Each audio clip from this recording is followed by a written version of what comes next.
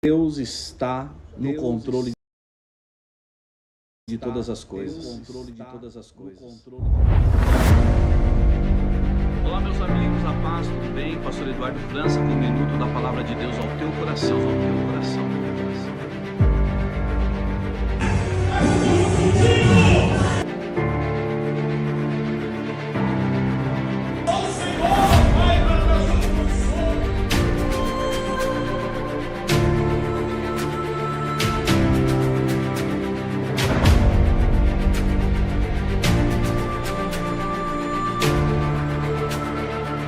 Porque aquele que deu o sonho, ele é fiel para cumprir.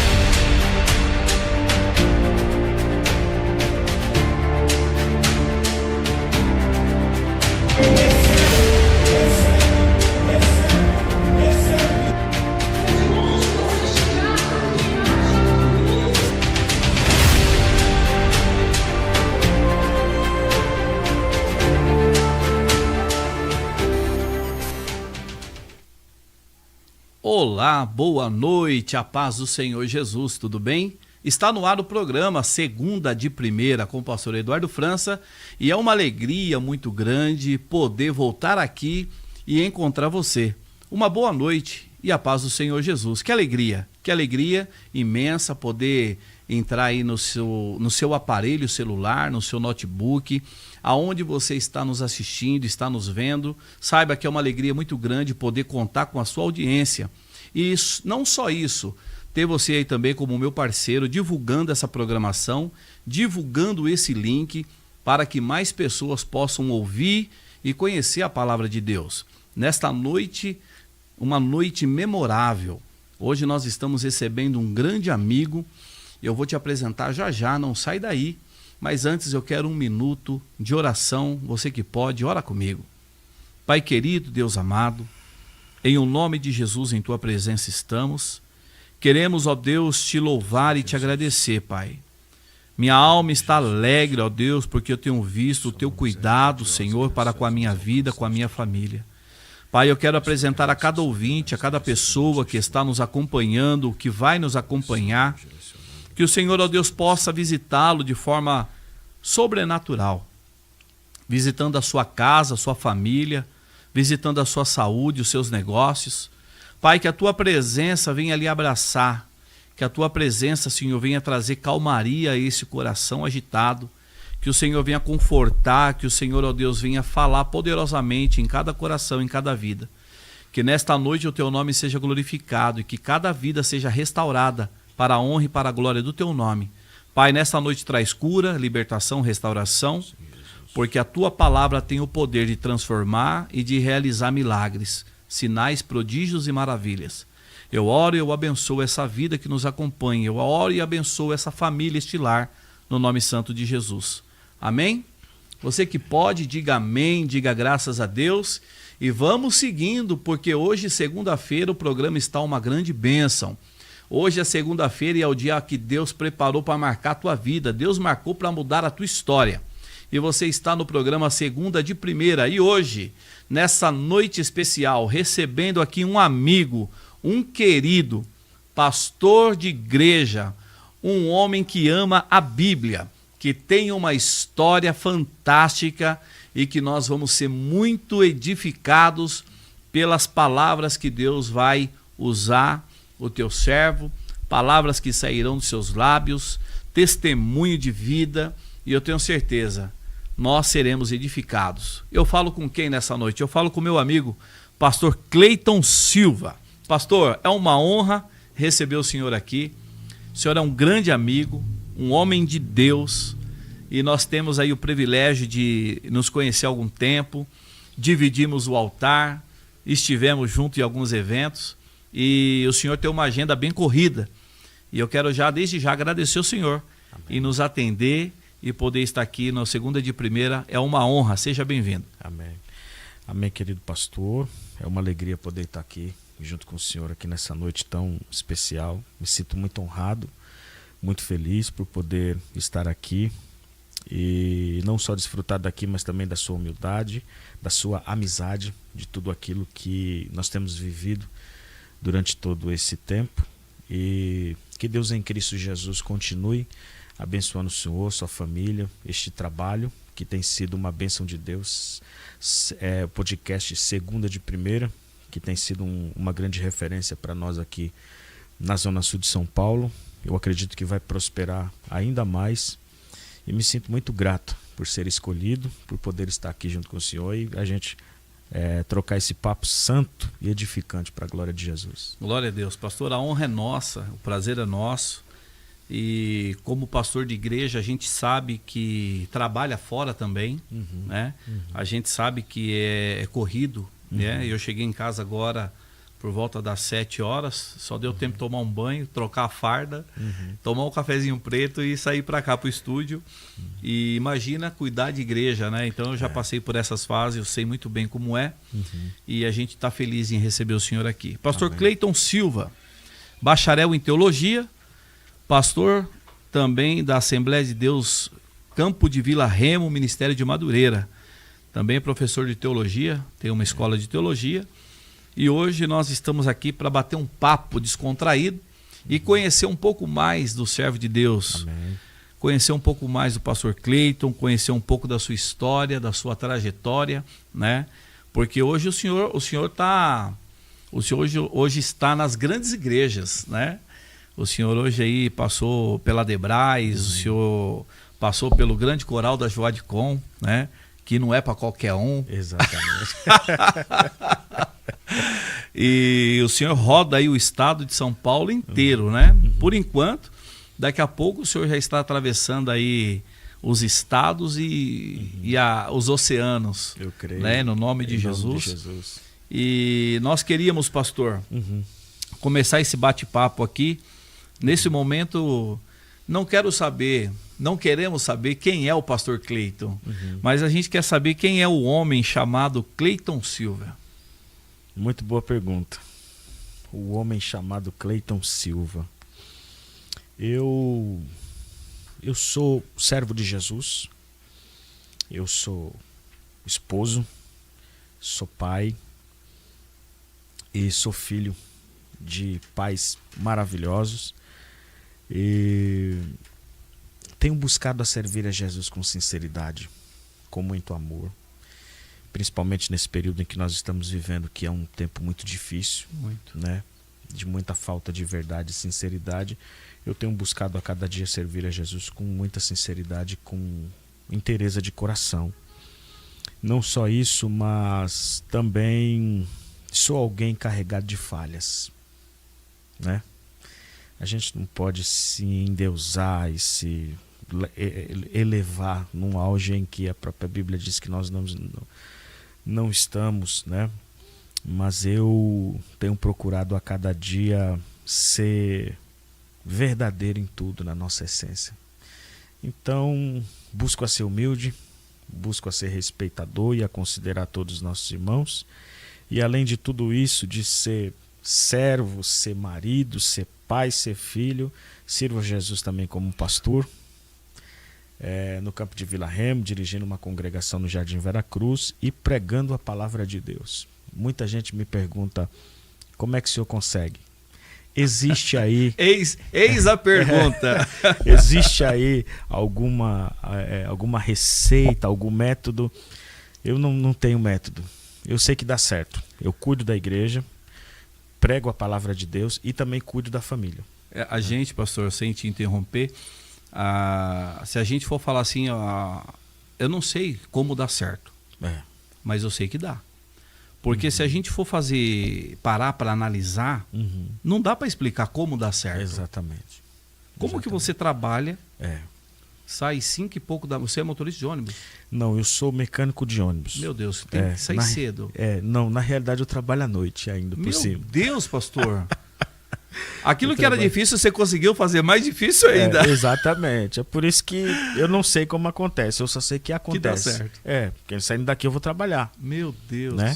Saindo daqui eu vou trabalhar. E pela bondade de Jesus, tem as agendas, que eu cumpro agendas. Tem o rebanho também, onde eu preciso servir. E também tem essa parte principal, que é também a minha casa. É a minha família, que eu não posso deixar de forma nenhuma. E eu só sei que acontece. As coisas a engrenagem ela se junta, elas dão certo, e eu busco também a não forçar absolutamente nada além daquilo que o próprio Deus dá, né? Por quê? Porque se a gente de repente for buscar uma porção que não seja nossa, ou coisas que não vêm da parte de Deus, talvez essa engrenagem pode não dar certo, né? Então tudo vai no tempo de Deus, e trabalhando vai fluindo. Eu trabalho à noite já tem 19 anos que eu trabalho à noite. Meu Deus, pastor. Desde 2006 eu trabalho à noite, e nessa empresa eu estou desde 2009. Desde 2009 trabalhando à noite. Então, e graças a Deus tudo tem cooperado. Sempre que também sobra tempo a gente vai para monte. Eu achei que tava difícil para mim. Eu achei que tava difícil para mim, mas eu vou ficar quieto, eu vou começar da glória. Pastor, muito bom. Mas o senhor sempre foi crente? O senhor sempre serviu a Deus? Não. Nasceu da igreja? Não. Até os 21 anos de idade eu não conhecia Cristo, né? Eu nasci num lar católico, né? E um lar católico, por assim dizer, né? Quando a gente procede de outro segmento, às vezes você diz que é católico para dizer que não tem nenhuma religião, que não tem nenhum credo. Eu era assim. Então, a gente dizia que era católico, mas na realidade nós não tínhamos nenhuma relação. Eu nunca ia na igreja. Eu era católico, mas eu nunca ia na igreja. Eu ia na igreja na quermesse. Sim. O senhor frequentou quermesse? Pegamos antes, rapaz. Dos 21 para trás, tudo que nós vamos falar aqui relacionado a essas coisas é tudo dos meus 21 para trás, né? Eu peguei muitas partes da quermesse. Para nossa geração ali, as partes da quermesse era a parte melhor. O senhor chegou a fazer aquela comunhão? Fiz primeira comunhão, catecismo. Catecismo? Fiz o catecismo, eu fiz a primeira comunhão, eu só não fiz a crisma, né? Que é algo além. O senhor acredita que eu era doido para fazer isso? Pois é. E eu nunca fiz porque a minha família nunca foi de ir na igreja. Sim. A minha esposa fez. Muito menos. Eu conheci a minha esposa, ela era muito católica. Já a minha esposa, procedente da família dela, era muito praticante mesmo. Tanto que ela fez crisma e tal, e eles frequentavam muito. Minha esposa também foi professora de catecismo. Que interessante. Para crianças, né? Nós tivemos, assim, depois que eu a conheci, é que nós fomos ter uma proximidade com a igreja católica. Eu particularmente, né?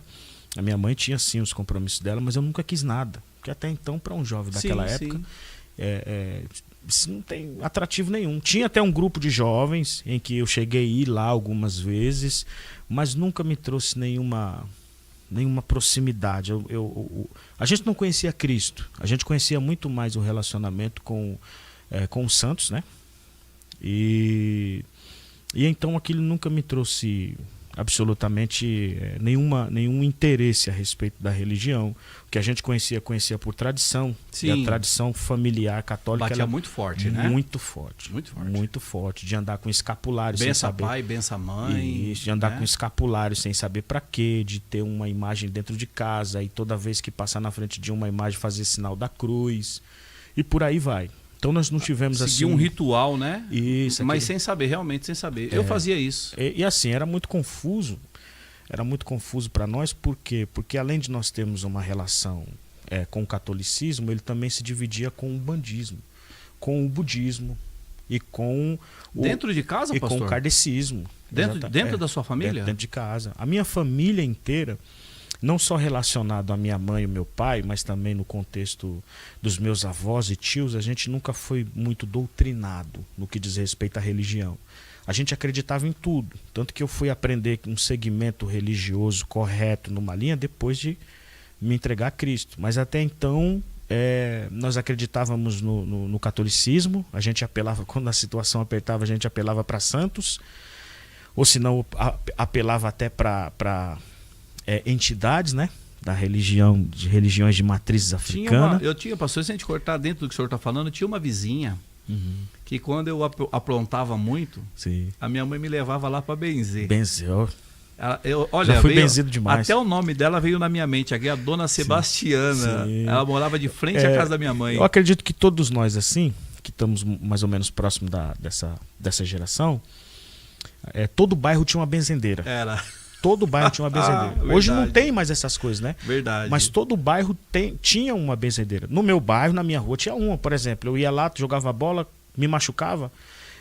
E assim, posto e remédio para nós era algo um tanto distante. Verdade. É por isso que a proliferação dos benzedores, até de gente que trabalhava com garrafada, com sabe, remédios de ervas, né, medicinais, era muito grande. Hoje já não existe mais. Indicado, né? Exato, Era indicado. Exato. Hoje, naquela época tinha muita gente que benzia. Por exemplo, você se quebrava jogando bola, você não ia num posto. Hoje você vai num posto. Você vai na benzedeira, eu já fui. E aí você tinha que levar um cigarro, tinha que levar 1 quilo de açúcar, alguma coisa. Chegava lá, dava pra ela. Ela pegava aquela folha de fumo, né? Costurava. No meu caso foi isso. Ela pegava a folha de fumo, costurou em cima do meu pé, deu uma lapada de Espada São Jorge. E foi fazendo reza. Era outro mundo, Era né? outro mundo. Era outro mundo. Porque assim, pra essa época também... E pra gente era super natural isso. Exatamente. Super A natural. gente cresceu dentro desse contexto. Até porque também isso cresceu muito, né? Devido à ignorância do brasileiro daquela época. E a falta do conhecimento bíblico. Exato, também, né? falta do conhecimento bíblico e a falta de estrutura que o governo nos oferecia no que diz respeito a um posto de saúde. né? Um pronto-socorro. Eu ainda sou da época em que, de repente, para uma passagem no médico, a gente tinha que ir para Santo Amaro, né? Porque os postos da época não funcionavam. Eu acho que nem tinha, porque eu não me lembro de eu ser criança e ser levado a um posto. A gente tinha que ir para Santo Amaro, alguma coisa assim. Bem distante. Então, assim, a gente recorria à benzedeira, a gente recorria a remédios de ervas medicinais, não era porque a gente queria, era porque era aquela medicina que a gente conhecia. Sim. Principalmente eu que sou daquela região lá do Fundão, que era uma região bem rural mesmo, bem rural. Para cá para frente já era mais desenvolvido, mas para nós era muito rural mesmo. Tanto que o lugar que a gente morava era um lugar conhecido como Morro da Mandioca. Morro da Mandioca. Onde fica isso? Depois do Jardim Ângela, você vai indo embora. Tapicerica. Próximo das regiões Tapicerica, Parque das Cerejeiras, Jardim Veracruz, Jardim Horizonte Azul, Vila Calu, Jardim Capela. O senhor sempre foi dessa região? Eu cheguei ali com 5 anos de idade. Meu Deus, chegou novo ali. Eu nasci na Vila Missionária, Jardim Selma, mas não fiquei lá. Os meus pais vieram para cá, para o Jardim dos Reis, e fiquei no Jardim dos Reis do 0 até os 5 anos. 5 anos fui para lá. Eu me considero praticamente nascido e criado ali, que você vai ter noção da vida, da realidade assim. Sim. Então eu cresci dentro disso, né? Dentro desse contexto rural, né? E muito violento também, na época, que a minha infância foi na década dos anos 90, e todo mundo sabe que essa década para nós aqui, dessa região da Zona Sul, foi muito violenta. Pesada. Essa década aí, o bairro do Jardim Ângela foi considerado como o lugar mais violento do mundo. Numa época em que, né, a situação estava crítica e nós estávamos próximos ali. Então respingou de uma forma até hoje dá medo. Então assim, respingou de uma forma muito forte para nós ali, né? O nome ficou gravado, né? Essa imagem negativa, né? Exatamente. Então assim, eu não cresci num lar verdadeiramente cristão, mas com muitos princípios. O meu avô e a minha avó, que eram as principais referências junto com meu pai e minha mãe, sempre nos ensinou a trabalhar, a estudar, a nunca recorrer ao crime, sempre longe da droga. Todos nós fomos de uma forma bem obrigados a concluir o estudo na escola. Eu tive um referencial de homem. Tive 2 referenciais. Hoje eu tenho 3, na realidade, referenciais. Um que já dorme, partiu para a eternidade, que é o meu avô. O segundo é o meu pai e o terceiro é o meu sogro. São 3 referenciais de homens que eu tive que não foram crentes, não serviram a Jesus, mas tiveram uma conduta né? muito, muito, muito forte. O homem trabalhor. É o fio do bigode, né? Exatamente, a palavra valia exatamente, mais do que o documento. Exatamente. De uma conduta assim, moral muito alta, que diz respeito a trabalhar, a comprar e pagar, a ter uma palavra só, a cuidar da mãe, a cuidar dos filhos. Então, esse referencial, ele me impactou demais, né? Tanto que eu lembro que eu era pequeno e as minhas tias perguntavam: você quer parecer com quem quando você crescer? Eu dizia bem assim: eu quero parecer com meu avô. Porque era um homem zarrão, né? Tudo que acontecia numa família acredito aí de aproximadamente umas 40 pessoas na época, tinha que passar por ele. Era a referência, era a autoridade. Tinha né? que passar pela minha avó também, que era a abelha rainha. Se comprasse um carro, você tinha que levar lá para ela ver. E é interessante isso, né, pastor? Que eu lembro, o senhor falando do vô, eu lembrei do vô, o pai do meu pai, o único que conseguia reunir toda a família. Exatamente. Era incrível. Toda a família vinha para casa do vô. A gente é dessa época que pedia-se a bênção para o vô, quando chegava, quando saía, quando ia dormir. Não entrava no meio das conversas, Não né? entrava no meio das conversas. Senão a lapada era outra na coisa, hora. se chamasse, não era que, era senhor, né? Era toda uma instrução, e para poder entrar nos lugares batia na porta. Não era assim, não. Tinha horário para poder chegar. Então, assim, eu fui criado nesse lar que não é cristão protestante, mas com muitos princípios mesmo assim, de pessoas que não aprenderam com a palavra de Deus, mas aprenderam com a vida, né? Exatamente, o testemunho de vida, né? Exatamente, o testemunho sofrendo de vida. ali. Então, assim, hoje, depois até de pastor, eu aprendi muitas coisas com o meu avô, com o meu pai e também com o meu sogro. A gente aplica hoje, né? A gente aplica hoje, né? A gente aplica hoje no que diz respeito a ter uma palavra, ter uma conduta, sempre prezar pela família. Embora eu tenha também, por mais que tenha tido todos esses exemplos aí, eu tenha tido alguns escorregões no mundo, algumas passagens, não que diz respeito a crime, a passagem na polícia, mas ter conhecido, porque ficou muito próximo de nós isso, né? A nossa geração, ela foi muito tragada facilmente para o crime, para a droga. As nossas informações eram muito poucas naquela época. E entra outra questão, né? A igreja tinha uma visão mais fechada. Exatamente, né? exatamente. Tinha uma visão mais fechada. Eu lembro a primeira vez que eu entrei numa igreja evangélica, eu entrei por causa de uma moça, que eu queria namorar ela, e ela tinha ido numa igreja e eu fui lá. E eu saí de lá apavorado. Porque apagaram as luzes na época já, e acendeu uma luz vermelha, e o pastor começou a orar, e logicamente que orando, repreendendo o mal, mas para nós que não tínhamos conhecimento, a gente achava que ele estava invocando o demônio. Já estranha se for uma igreja pentecostal. Exatamente. Já estranha aquela voz mais, né? Sim, teve uma vez que eu lembro que eu saí correndo de uma rua. Eu passei na frente de uma igreja e eu vi umas pessoas lá dentro da igreja rodando, pulando. Tinha um que parece que estava até batendo a cabeça na parede, mas ele não estava, ele só estava orando assim. E eu vi aquela loucura dentro daquela igreja, e eu olhei assim, a igreja pentecostal, não vou falar o resto dela, mas estava escrito igreja pentecostal. E eu tinha 12 anos. E eu fiquei apavorado com aquilo, porque eu achei que eles estavam todos possuídos. Até porque do nosso lado católico não se falava bem de crente. Né? Não vai lá que eles ficam invocando o demônio. Ele só fala de diabo. Esse só povo fala é de diabo. esquisito. Esse povo é doido. É perigoso. O povo é perigoso mesmo. Então eu olhei, e quando eu vi aquilo, eu saí correndo. Só que eu fixei bem os olhos, eu falei bem assim, ó, deixa eu gravar bem o nome dessa igreja aqui, que é pra mim nunca entrar nela. E não demorou muitos anos. Eu gosto disso. E não demorou muitos anos. Eu tava ali dentro também.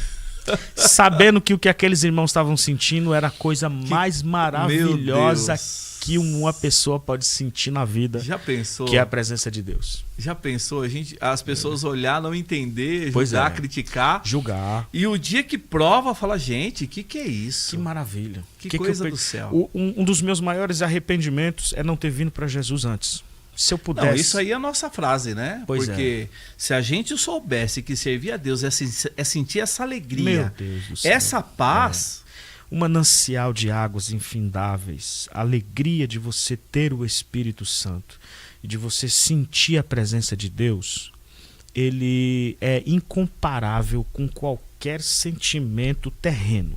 Não Nós tem. que já fomos do mundo, a gente já provou bebida, Sim. a gente já provou droga, a gente provou de mulheres, a gente provou de baladas, a gente provou de todas as felicidades que o mundo oferece. Mas nada disso se compara Não chega perto. à presença de Deus. Porque tudo isso que o mundo oferece Uhum. é duradouro por uma noite. No Exatamente. dia seguinte, É. tudo aquilo que você estava sentindo foi embora, acabou Uhum. e te deixa com uma baita dor de cabeça. Exatamente. Eu costumo dizer para os irmãos uma frase típica minha que eu sempre digo: quem já provou dos manjares de Deus, ele nunca mais vai se deleitará com os manjares do diabo. Pode acontecer de você provar, pode, mas nunca mais vai ter o mesmo sabor, porque você já provou dos céus, sabe? Você já provou dessa água da vida, que foi a água que aquela samaritana provou e fez com que ela abandonasse aquela problemática na sua vida sentimental, fez com que ela virasse uma missionária E é e interessante. trouxesse outros homens para cá. Então nós provamos dessa água. Quem prova dessa água não consegue beber mais das cisternas rotas e vazias aqui dessa terra. Entende? Então foi isso que nós provamos de verdade. E essa água que está sendo negada para essa geração atual. Entende? Essa água que está sendo negada para essa geração atual com esse evangelho fraco, Estão apático, dando em copinho, né? em copinho, Estão servindo copinho até outro tipo de para fonte. manter. Exatamente. E não leva direto à fonte. Então, assim, o nosso encontro, a minha vida, como nós estamos dentro desse pensamento, a minha vida, eu cresci nesse lar que não é protestante, mas isso não quer dizer também que foi um lar bagunçado. Sim. O povo bebia, o povo fumava, né? Todo Tinha final até de semana festa em casa. tinha até alguns que, né, usavam a droga. E alguns que acabaram se perdendo em relação ao crime, mas a gente não pode dizer que a gente escolhemos esse caminho por falta de referencial. Não, nós tivemos um referencial muito poderoso, muito intenso. Eu sabia, isso já estava fixo na minha mente, de que se eu fosse para a casa da minha avó no final de semana, a gente ia trabalhar na feira. Alguma coisa a gente ia fazer.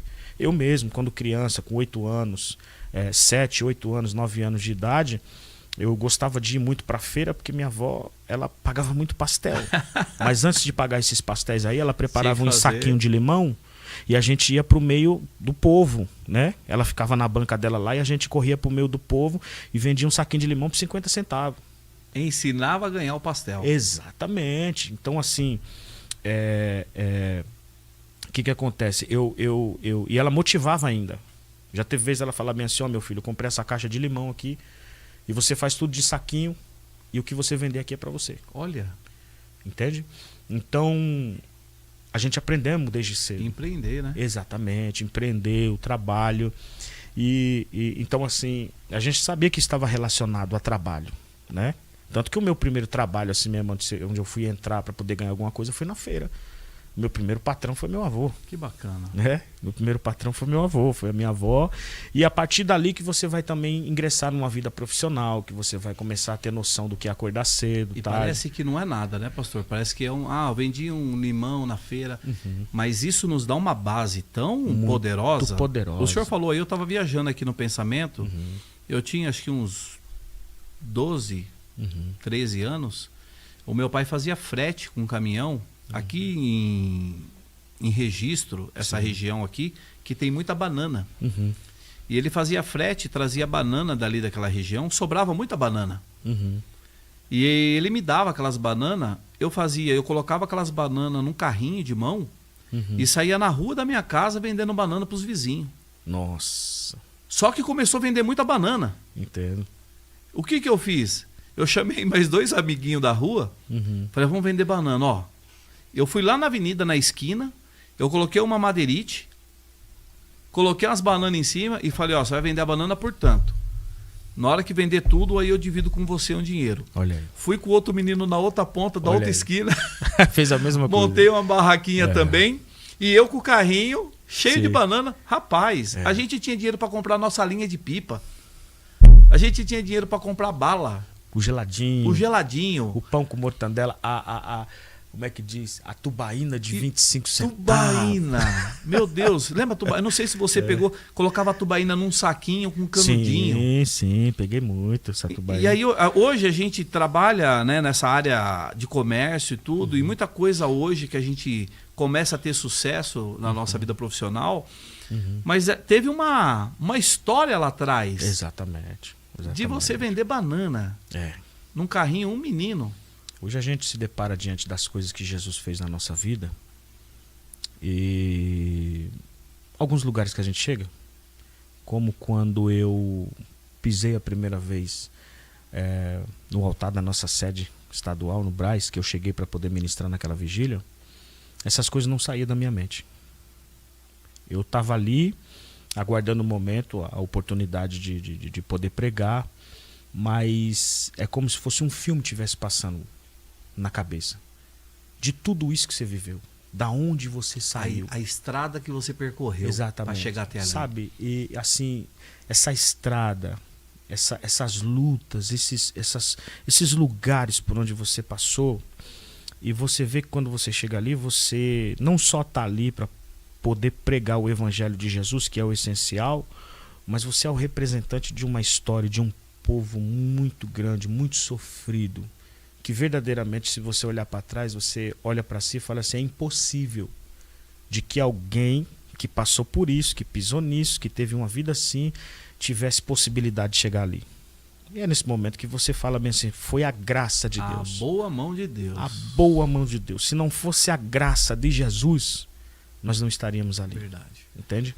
Como eu disse num podcast que eu participei, o Gigocast, podcast cristão, os irmãos são muito crentes. Mandar são do já aqui reino. um abraço pro pessoal do Gigocast aí. Uma bênção de Deus, aqueles meninos. Homens de abençoados. Deus, cheios do Espírito Santo. Glória a Deus. Eu sempre digo para eles que é o podcast mais cheio do Espírito Santo que eu conheço. Eu sempre digo isso para eles, são uma bênção de Deus. Eu disse para esses irmãos, numa passagem que eu tive por lá, que eu faço parte de uma geração que eu acredito que não era para ter chegado aqui, né? Eu particularmente falando, não era para mim ter chegado aqui, pelos caminhos por onde eu passei, por situações que eu vivi, situações de morte, Sim. situações de cadeia, situações. Então não tem como, é impossível que eu chegue hoje em qualquer lugar, em qualquer altar de igreja e não louve o nome de Jesus. E não diga que foi a graça de Deus. Eu não ouso dizer que é a minha capacidade, eu não ouso dizer que é talento, porque tem gente que prega muito mais do que a gente, tem muito mais talento do que a gente, que conhece, é muito mais bem desenvolvido do que a gente. Eu sempre costumo dizer que é a graça de Deus. E outra, a gente sabe a história, a estrada que a gente percorreu, né, pastor? Exatamente. A gente não é menino e bobo ao ponto de dizer que chegamos aonde chegamos por mérito. Exatamente. Então, assim, eu não tive essa familiaridade. Eu não tive um lar cristão, não tive um lar cristão evangélico, mas tive um lar muito cheio de princípios, né? E a gente, depois que chega dentro da igreja, a gente acaba observando algumas coisas e aprendendo algumas coisas. Por exemplo, a gente que não tem uma família grande e que seja como é que eu posso dizer, que seja uma família que já tenha histórico, né? O meu avô foi pastor, meu pai, Sim. a família inteira. Eu fico tentando entender, porque uma vez eu ouvi um irmão dizendo bem assim, eu não caí de paraquedas aqui não. O meu avô foi pastor, meu pai foi pastor, fulano, cunhado, ciclano, todo mundo é pastor. Eu tenho referência, eu não caí de paraquedas aqui, como se nós que tivéssemos sido salvos pela graça. Está dentro de casa praticamente, né? Não é verdade? Então quer dizer que a gente que foi salvo pela graça, a gente que foi resgatado Laçado do caminho no mundão. laçado no mundo, quer dizer que nós caímos de paraquedas então, né? Será que foi mais fácil? Eu acho que esse argumento precisa ser reconstruído, Verdade. reestudado, para que ele reformular possa a frase, reformular a frase. Eu já vi gente grande falando isso. Um pastor no Brasil dizendo que a família dele tinha mais de 300 pastores e dizendo que não caiu de paraquedas. O que é isso, cair de paraquedas? Quer dizer, se cair de paraquedas, ser salvo pela graça? Né? Porque a gente tava na porta da biqueira. A gente tava no mundo. A gente tava nos bailão da vida. Nos bailão da vida, né? Que naquela época não era baile, era quermesse, era samba, né? Era pagode, um pagode ali, outro aqui, esse negócio. A gente tava por ali. Então quer dizer que a gente foi salvo Então, e que não tem um avô, não tem um pai, não tem um referencial de família cristão. Caímos do quê, então? Viemos do quê? De jatinho? Pois é.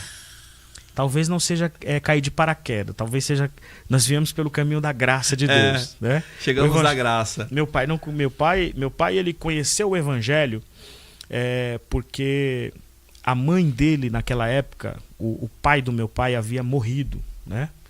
E na família dele, a mãe dele não tinha condições de criar ele. Então a mãe dele teve que dar todos os filhos para que não morresse de fome. Meu Deus. E o meu pai caiu justamente na casa de uma senhora que não podia ter filhos e que era crente. Meu Deus, como Deus trabalha. Da Assembleia de Deus em Pernambuco. Esse testemunho aqui é algo maravilhoso que diz respeito também à minha vida, porque se infere. E ele foi parar aos 6 anos de idade na casa dessa senhora, da Assembleia de Deus em Pernambuco. E o padrasto dele, né? Assim, os pais adotivos dele eram muito crentes. Iam para a igreja mesmo, e ali meu pai conheceu o evangelho. Até os 17 anos de idade, meu pai ficou na igreja. Mas depois o mundo da época também comprou ele. Ele abandonou a igreja e resolveu vir para São Paulo, né? Onde conheceu minha mãe e teve 2 filhas. Teve 2 filhas e meu pai queria muito ter um filho. E não conseguia. Aí essa minha avó, crente, veio para cá e descobriu o desejo do meu pai e da minha mãe e falou para minha mãe: olha, para de beber e para de fumar, que Jesus vai te dar um filho homem. Aí minha mãe fez essa campanha rápida. Nesse período engravidou, só que naquela época não era telefone, era carta. Né? Aí mandou uma carta para minha avó dizendo que tinha engravidado e que era menino. Aí a minha avó preparou e pagou para escrever uma carta, que ela não sabia nem ler nem escrever. Meu Deus. E de lá do Pernambuco falou bem assim, ó, já que você engravidou, coloca o nome do menino de Samuel, porque ele vai ser profeta e sacerdote de Deus. Meu Deus, pastor. Quando a carta chegou aqui, eu já tinha nascido, minha mãe já tinha colocado o nome de Cleito, né? Mas existe essa palavra sobre a minha vida, essa unção de poder pastorear e pregar. Coisa linda, entende? Que coisa linda. Então assim, talvez para eles eu tenha caído de paraquedas. E quem cai de paraquedas vem do alto. Forte. Quem cai de paraquedas vem do alto. Forte. Então, talvez eu não tenha um referencial muito grande, mas eu tenho uma profetisa de mais de 50 anos de círculo de oração, uma serva de Deus, que diz para ela bem assim, ó, para de beber e de fumar, porque Deus vai te dar esse varão que você quer. E ainda disse mais: coloque o nome dele de Samuel, porque ele vai ser profeta e sacerdote de Deus. Meu Deus, é muito forte. Entende? Quando essa carta chegou, eu já tinha nascido, mas a palavra já tinha sido liberada. Exato. Já tinha sido liberada. E aí, 21 anos depois desse nascimento, esse Jesus foi lá dentro da minha casa. Para poder reaver essa palavra. Aí nós vamos... Você está no programa Segunda de Primeira com o pastor Eduardo França, e hoje um bate-papo abençoado com o pastor Cleiton Silva, conhecendo um pouco mais da sua vida, da sua história. Hoje, um dos grandes pregadores que nós temos em São Paulo e no Brasil, pregando nos grandes púlpitos que Deus tem levado e honrado ele. E hoje aqui, conhecendo um pouquinho mais da pessoa do Cleiton e também do pastor Cleiton, estamos sendo edificados.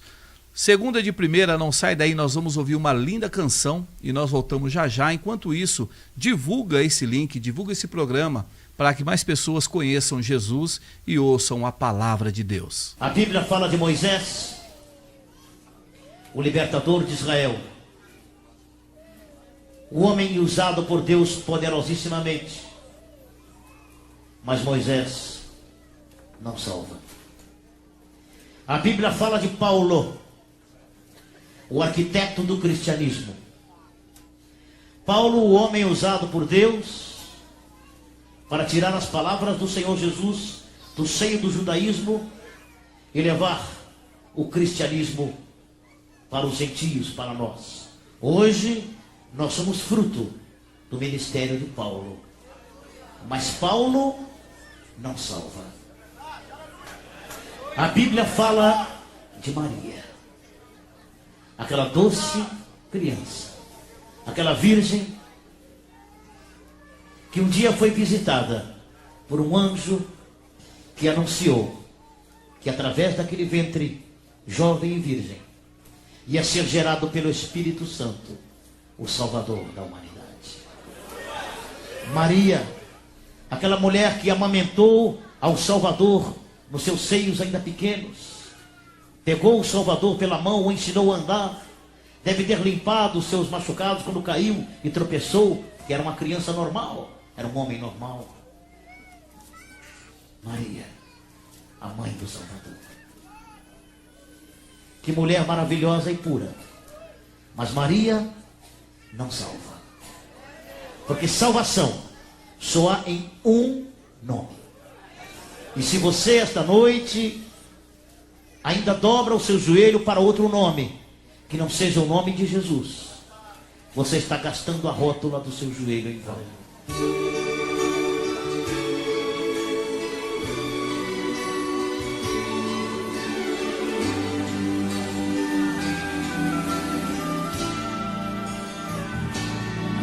Qual o nome que você costuma chamar quando as lágrimas inundam o seu olhar? Qual o nome que você grita com poder quando o inimigo ataca você? Paulo, nem João, nem Davi e nem Sansão, nem Isaac, nem Jacó, graças a Deus, nem Abel, nem Abraão. Não é não comigo, o nome é Jesus.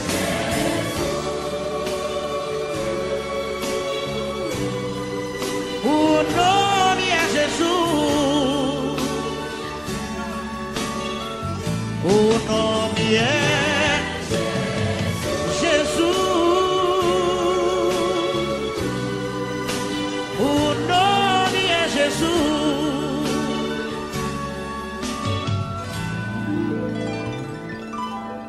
Qual o nome que você encontrou a paz, onde a esperança cresce mais e mais?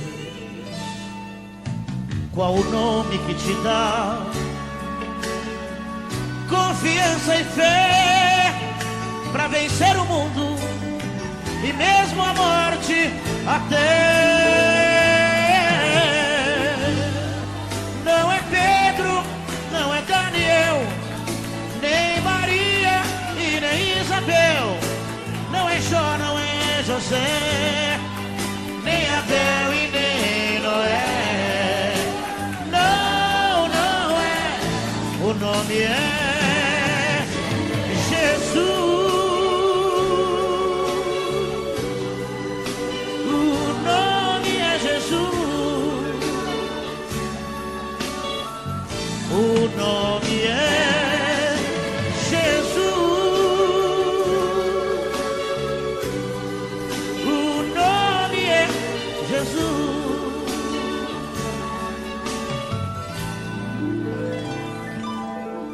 Qual o nome que você vai pronunciar pelos séculos dos séculos sem parar? Neste mundo ou além, este nome traz o bem, este nome é vida plena para sempre. Amém.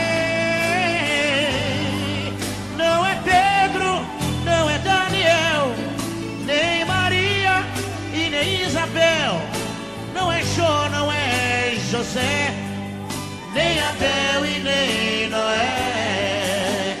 Não, não é. O nome é Jesus. O nome é Jesus. Bem forte agora. O nome é Jesus. O nome é Jesus.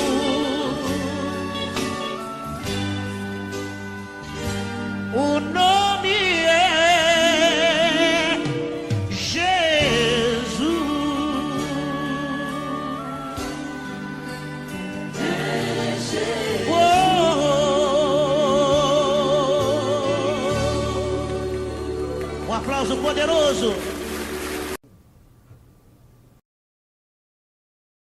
Faculdade FETEC. Faculdade FETEC trabalha na área do ensino.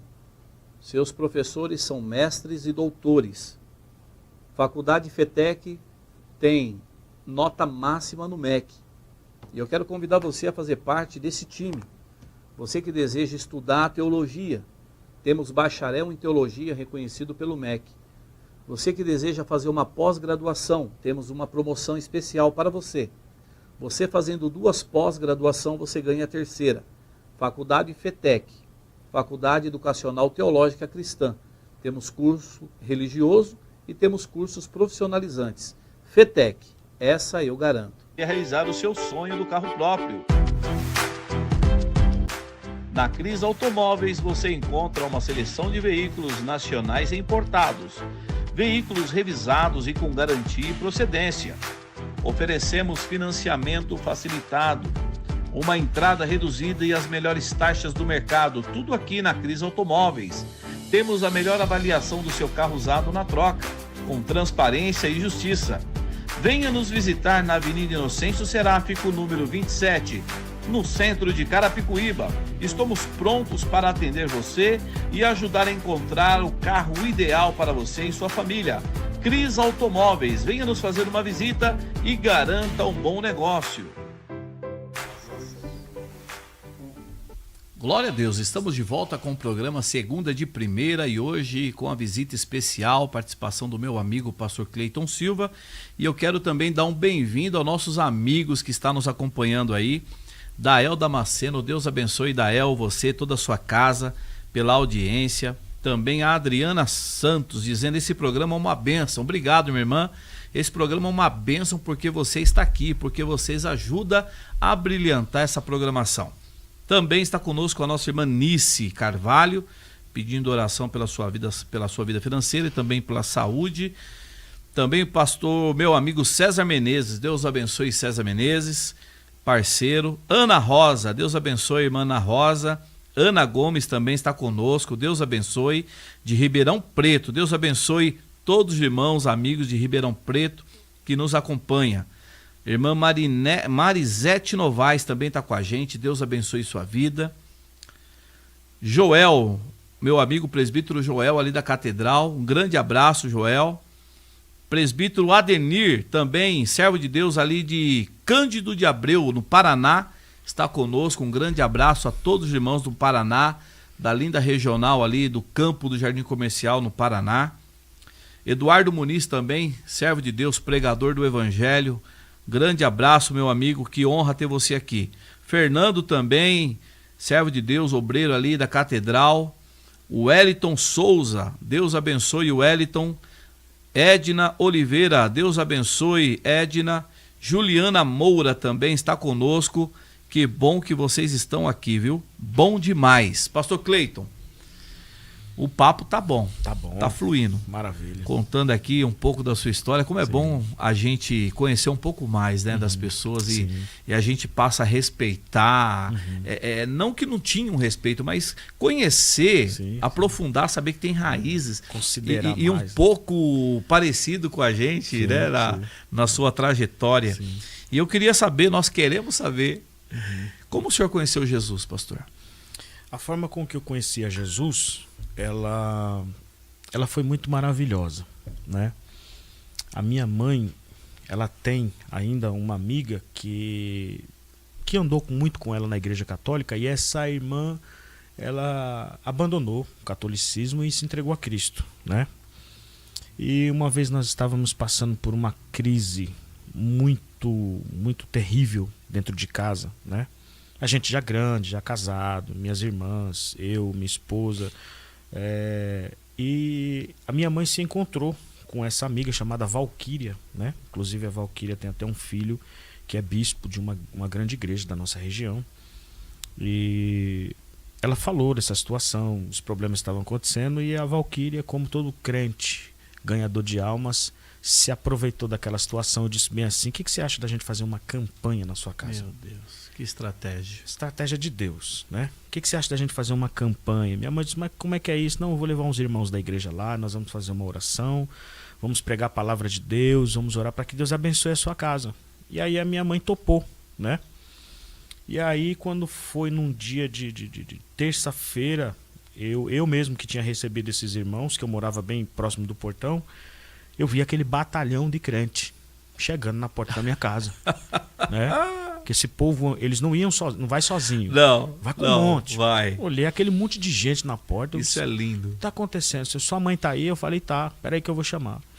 E aí eu chamei minha mãe, ela foi lá, recebeu os irmãos e entrou.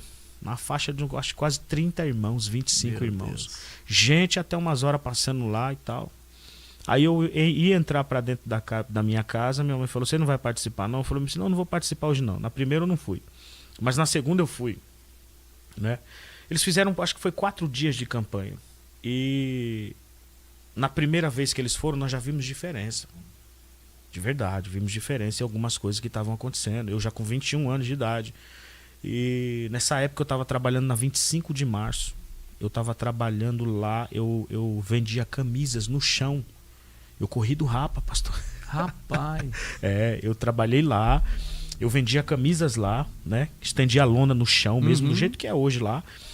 E eu trabalhava lá, tinha chegado cansado e não fui no primeiro dia, no segundo dia eu fui. No segundo dia eu fui e participei. E os irmãos pregaram o evangelho, pregaram a palavra de Deus, oraram, fizeram orações por nós, pela nossa família. E aí terceiro dia fui também, quando foi no último dia dessa campanha na casa da minha mãe, eles fizeram um apelo. Até então eles não tinham feito um apelo para ninguém, né? E a gente já no 4º dia da campanha, a gente já estava maravilhado com o que Jesus tinha feito ao favor da nossa casa. Entende? Coisa linda, né? O sinal acendeu a chama dentro dos corações. São pessoas que são marcados no nosso coração, que é justamente a irmã Valquíria, que foi quem foi o canal que Jesus usou para poder entrar na minha casa. E quem estava na supervisão, a missionária da igreja, era a missionária Luciete, uma mulher de Deus, cheia do Espírito Santo, muito usada na área profética. E estavam todos eles lá.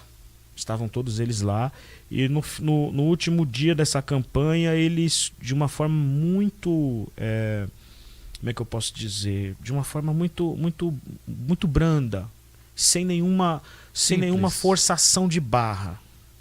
Tem alguém da casa aqui que quer aceitar Jesus? Quer entregar a sua vida a Jesus? E as minhas irmãs quietas, minha mãe quieta, todo mundo quieto, e aí eles ficaram olhando assim pra gente, tem alguém que queira aceitar, e aí naquele momento eu levantei a mão para Jesus. O improvável. Se alguém perguntasse ali, quem tem possibilidade de se entregar a Jesus, eu acho que eu estaria descartado. Possivelmente poderia ser as minhas irmãs, poderia ser minha mãe, assim, meu Deus. Né? Ou a minha esposa, mas eu levantei a mão. Meu Deus. Na realidade foram 2 sustos. O Cleito e se entregando a Jesus, querendo ser crente. O que é isso? Então foi o que? Ele mesmo, isso é verdade mesmo. Todo mundo me conhecia ali, né? E aí eu fiz uma aliança, eles fizeram a oração por mim e oraram por mim, conversaram comigo, que dia que você vai na igreja, tal dia tem culto, vamos lá e tal. E aí eles saíram, foram para casa. Minha mãe falou bem assim para mim, você sabe o que você fez? Eu falei, não sei. Falou desse jeito, você tem noção do que você fez? Eu falei, não sei. Falou assim, pois você tomou uma decisão aqui muito... Agora você é crente. Falou, mas agora você é crente. E ela falando isso, eu já acendendo um cigarro. já acendendo um cigarro. Até porque a noção de religião que eu tinha era como o catolicismo. Né? Ela falou, mas você vai ter que parar de fumar, hein? Agora você é crente, agora você tem que andar direitinho. Eu falei, mas não, eu vou ser crente, beleza. Eu vou ser crente, mas eu quero continuar fumando, eu quero continuar bebendo, do meu jeito. Falei desse jeito, eu só vou lá. Eu só vou lá na igreja lá, porque eu gostei das palavras que eles disseram aqui. Gostei deles também, vou lá na igreja. E aí eu também já tive um outro susto de cara. Porque assim, o nosso meio pentecostal, eu acho que eu não daria certo em qualquer outro meio evangélico se não fosse o pentecostal. O crente canela de fogo mesmo. Né? É doido. Os caras é doido. Porque eu cheguei na porta da igreja, a primeira vez, pastor, a primeira vez que eu entrei, que eu fui numa igreja, eu não tinha entrado, né? Já adulto, né? E aí eu cheguei na porta da igreja, o porteiro me saudou com a paz do Senhor, me chamou de varão, eu não sabia o que era varão, nem sabia o que era isso. Meu Deus. Já falou pra mim, antes de eu pisar o pé na igreja, você vai ser um pastor. Meu Deus. quase que eu voltei para trás. Porque assim, eu falava assim, eu não sei que mania que esse povo tem. Todo mundo chegar aqui e dizer que tem que ser pastor, que tem que ser isso. Eu não quero ser nada. Eu só gostei das palavras que foram pregadas. Eu dizia assim, desse foguinho que fica no coração. Como que é, pastor? Esse foguinho que fica no coração era maravilhoso, né? Só que o problema, Deus lindo. eu ia nos cultos e voltava com aquele negócio queimando no coração. Meu Deus. E aí, olha só pra você ver como é que foi a minha libertação, pastor. Eu fui lá, aí eu voltava com aquele fogo no coração que era tão maravilhoso, só que aí em seguida eu acendi um cigarro, né? E aquele fogo desaparecia, não acendia mais. Aí teve uma vez que eu falei bem assim, Jesus, eu queria que esse foguinho que está aquecendo o meu coração aqui, e que não é só um fogo simples, ele preenche todo o resto, uma tristeza que eu tinha, ele ia tirando, eu não tinha essa tristeza mais, esse anseio pela vida, esse medo, eu já não tinha mais, mas todas as vezes que eu fumava em seguida, ele parava. Falei bem assim, eu queria sustentar esse foguinho aqui, um pouco mais, pelo menos por uns 3 dias. Tem 17 anos que esse fogo está queimando aqui, pastor. Glória a Deus. Para a glória de Jesus. Tem 17 linda. anos que esse fogo queima e graças a Deus só subiu Coisa de lá para cá. linda. E isso é importante para você que está nos assistindo, a zelar, preservar pela chama do Espírito Santo que está na sua vida. Não troque essa chama por outras coisas banais. Não perca essa presença, essa essência. Deus escolheu você e Ele não vai abrir mão de você. Né, pastor? Pastor, esse foi o momento, que lindo, que marcante. Ministerialmente, pastor, o nosso tempo vai embora. Ministerialmente, como que o senhor chegou no ministério? Como que o senhor chegou a ser pastor de igreja? Eu acredito que isso partiu tudo não só desse irmão que me recebeu e me saudou e disse que eu seria um pastor, mas desde aquelas palavras que a minha saudosa avó disse, né? Isso estava profetizado sobre a minha vida.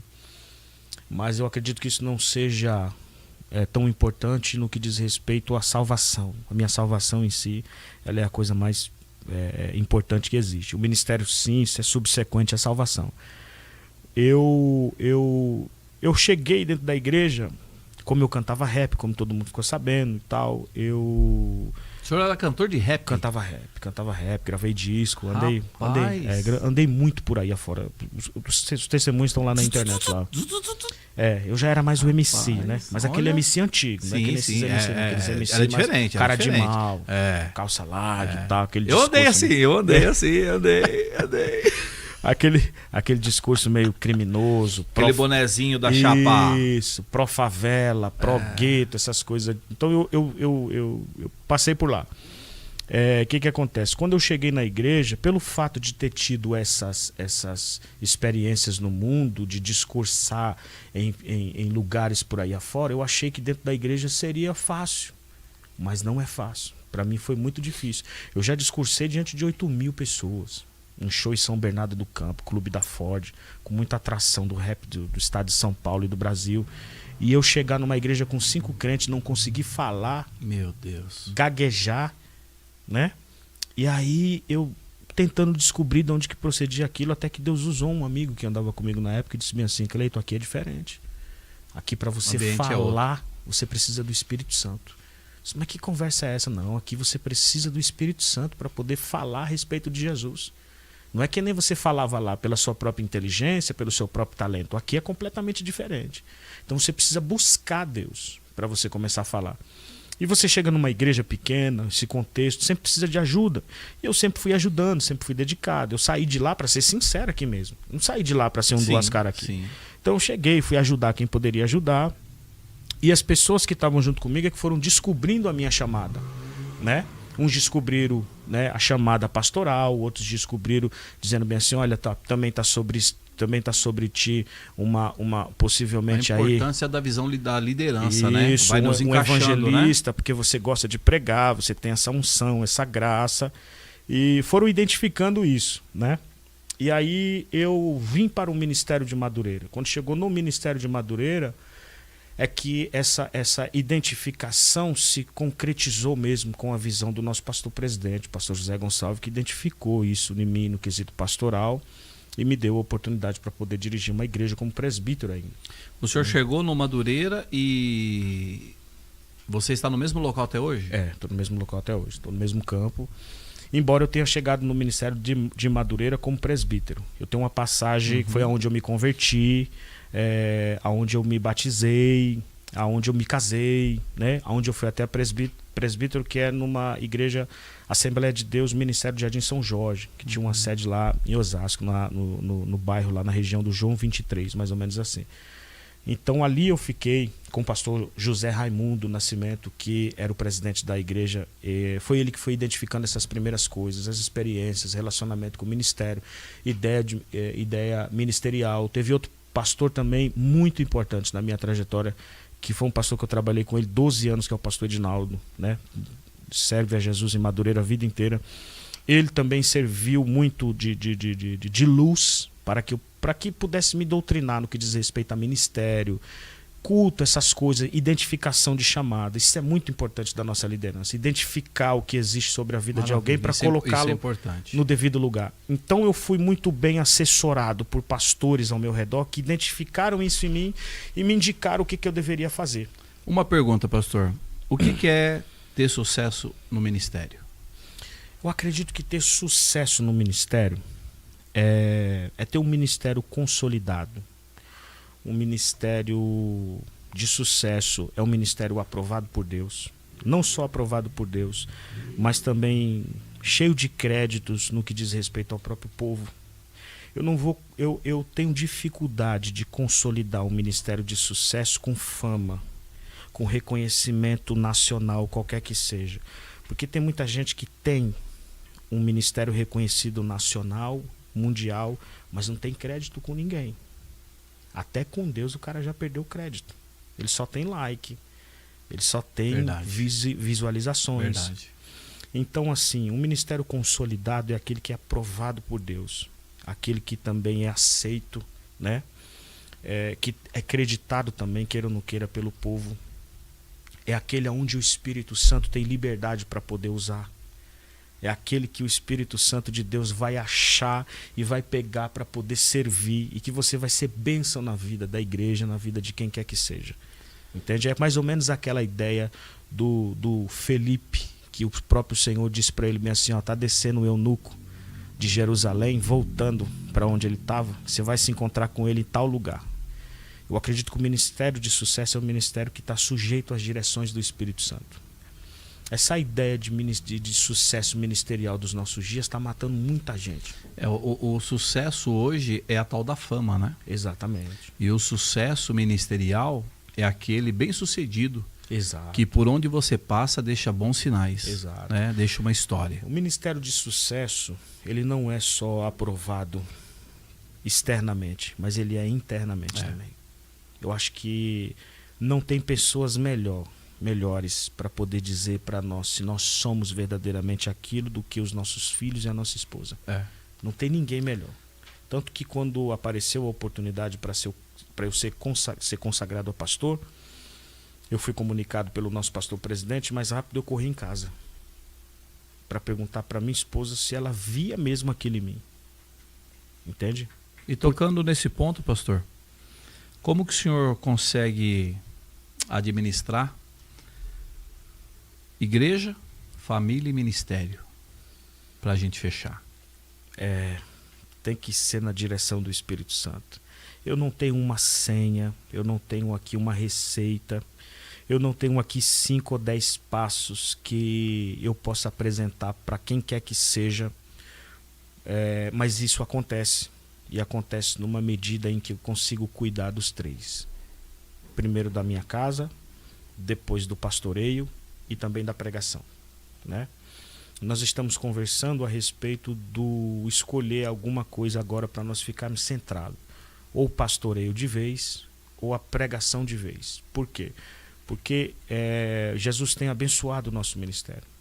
E está tomando proporções em que talvez um desses 2 possa perecer.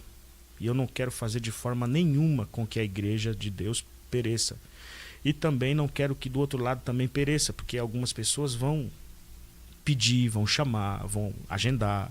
Como essa semana mesmo eu fechei 3 agendas, né? Dentro da medida do possível. Então, eu estou vendo que o próprio Senhor Jesus vem falando conosco e vai chegar um momento em que nós vamos ter que escolher um para poder centrar ali. Porque vai tomar uma proporção muito, muito intensa de ambos os lados. Mas nós estamos orando para que tudo seja decidido na direção do Espírito Santo. Até o presente momento, até esse nível agora, eu consigo sim pastorear, atender as ovelhas de Deus e consigo também cuidar da minha casa, da minha família, dos meus filhos e também pregar, né? E trabalhar. E trabalhar. Como, pastor? Não sei como. Eu sei que acontece. Por exemplo, saindo daqui eu vou correndo trabalhar, né? Mas no final de semana eu tenho uma agenda. E graças a Deus essa agenda é justamente no horário onde eu não pastoreio. O que eu só faço é não atender agendas em dia de domingo. Por 2 princípios. Eu tenho uma igreja para pastorear, mas o principal princípio é poder pegar na mão da minha esposa, dos meus meninos, e ir para a casa de Deus. Não existe prazer mais maravilhoso quando chega aquele domingo e você se arruma com seus filhos. Eu vejo meus filhos se arrumando, penteando o cabelo. Eu vejo aquele barulho do secador da minha esposa puxando também o cabelo e todos se aprontando. Vamos entrar no carro, sabe? Você vê aquela caída do sol e você chegando na igreja, vendo os irmãos. Não tem prazer melhor para mim. Maravilha. Entende? Pastor, estamos chegando ao fim desse programa e o senhor é uma pessoa muito visível, né? As pessoas te acompanham, o senhor tem um segmento muito grande, né? Tem um rapaz aqui, falando aqui, que congrega com o senhor, o Júlio Severino. Deus abençoe, Júlio. Julinho. Olha, o senhor falou em não tem pessoa melhor para dar testemunho da gente do que a nossa casa, né? A minha mãe é Sueli Cordélia, que ela só errou aqui o Didi, é o Dudu. O meu Dudu, você é uma bênção. Glória a Deus. E ela está dizendo que o testemunho do senhor é uma bênção. Também Rose Monteiro, Deus abençoe. Joel Padilha, meu primo lá do Paraná também, lá do Paraná, servo de Deus, está nos acompanhando aí. Se eu não me engano, ele é da missão. Um conselho, pastor, para essa geração que está vindo aí, acompanhando, te olhando, seguindo seus passos. Um conselho para quem deseja trilhar também esse caminho do ministério. Quais são os cuidados e os preceitos que eles têm que... Eu acredito que nós precisamos, o primeiro cuidado que a gente precisa ter envolve a leitura dos evangelhos. Por quê? Porque não há ministério de sucesso e mais aprovado do que o ministério de Cristo. Eu me baseio muito no ministério de Jesus. E quando você conhece o ministério de Jesus e que você conhece a história da cruz e o que Jesus falou e por onde ele passou, em primeiro lugar é impossível que você seja um nariz empinado, um orgulhoso. Quem é alcançado pelo evangelho de verdade nunca vai conseguir empinar o nariz. Nunca vai conseguir se achar alguém melhor do que alguém, né? Então o primeiro conselho é que conheçam a Cristo de verdade. De uma forma não só para poder pregar, mas para vê-lo, experiência, relacionamento com esse evangelho de verdade. Isso vai fazer com que você seja o melhor ministro e o ministro mais humilde, mais crente, dedicado possível. Né? É ter o conhecimento desse evangelho que nos salvou e que nos mantém até hoje. Em segundo lugar, eu aconselho muito aos nossos irmãos, sejam jovens ou quem está iniciando o ministério, que de forma nenhuma caiam na teia, caiam na armadilha do sonho gospel, do estrelato gospel. Tem muita gente hoje falando coisa que não deve se falar, inconsequentemente para alcançar visualizações, só para poder ser famoso de igreja. Isso está trazendo um problema muito sério dentro das igrejas. Digo isso como pastor. Recentemente nós ouvimos isso de alguém muito próximo de nós, que estaria se desligando do lugar onde nós estávamos, porque a obra de Deus na vida dessa pessoa era muito grande e não era naquele lugar que Deus iria realizar. Meu Deus.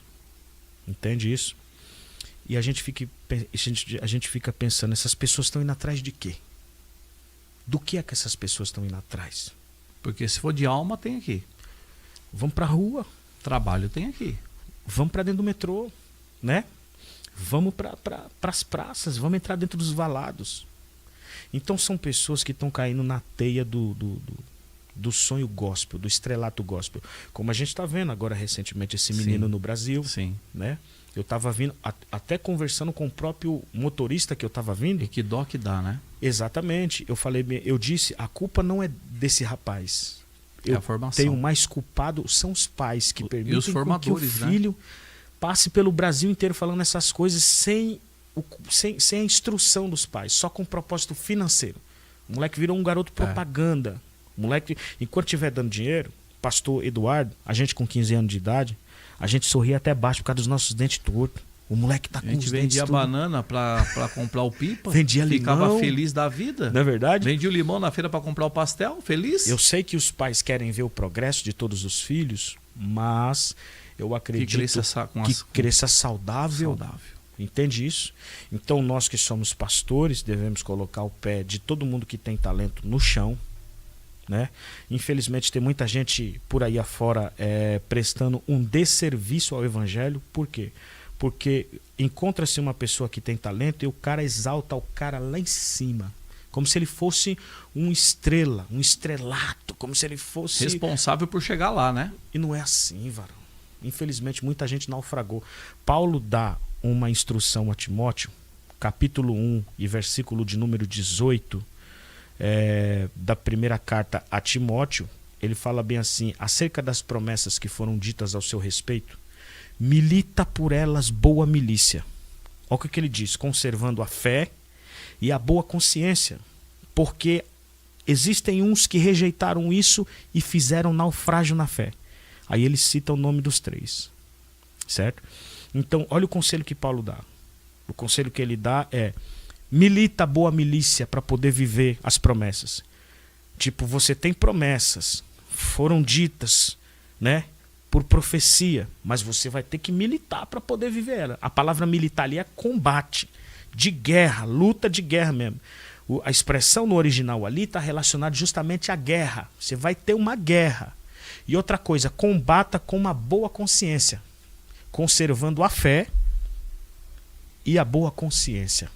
Se nós rejeitarmos a fé e a boa consciência, que quer dizer uma consciência limpa, uma consciência sã, saudável, nós vamos fazer naufrágio na fé.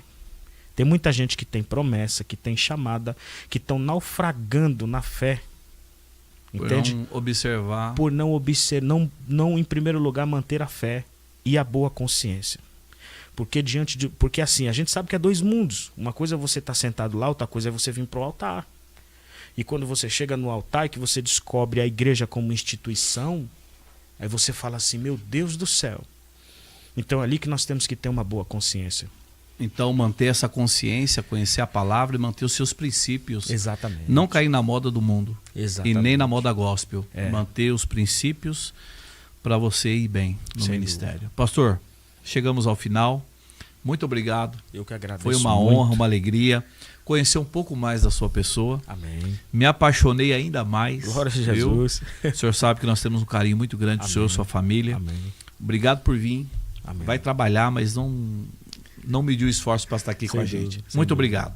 Eu que agradeço, muito obrigado. É uma honra poder estar aqui. Já estou ansioso pela próxima oportunidade. E você é uma bênção de Deus. Você e a sua esposa, continue trabalhando. O trabalho que vocês têm feito está sendo visto por muita gente. Muita gente está louvando a Deus pela vida de vocês. Joadecon tem sido uma bênção, já era uma bênção, está sendo uma bênção e continuará sendo uma bênção. Que Jesus use vocês sempre e nós estamos sempre à disposição de vocês para poder servi-los em nome de Jesus. Amém, pastor. Vai ter a parte 2, hein? Amém. A parte 2 a gente vai vir para dar glória. Glória a Jesus. Pessoal, muito obrigado. Você que esteve conosco, Adão, Antônio, Conceição. Muito obrigado pela participação, você que compartilhou, que esteve conosco até agora. Muito obrigado. Este é o programa Segunda de Primeira. E nós voltamos segunda-feira que vem, se Jesus não voltar. Deus abençoe e até lá.